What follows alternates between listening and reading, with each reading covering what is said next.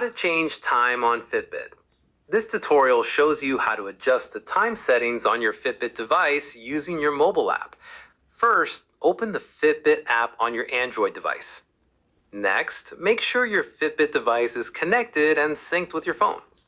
Following that, tap on your profile picture or icon in the top left corner.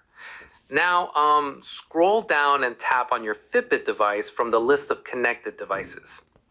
Moving forward, you'll be taken to the device settings page. Afterwards, scroll down and look for clock faces or clock settings.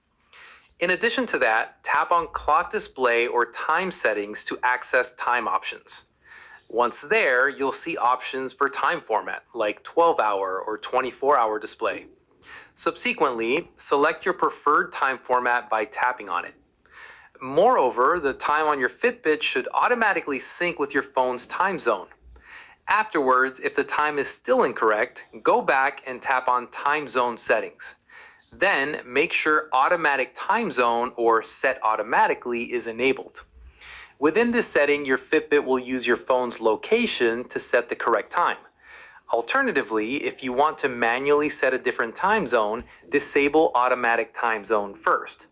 Once disabled, you can select a specific time zone from the list provided.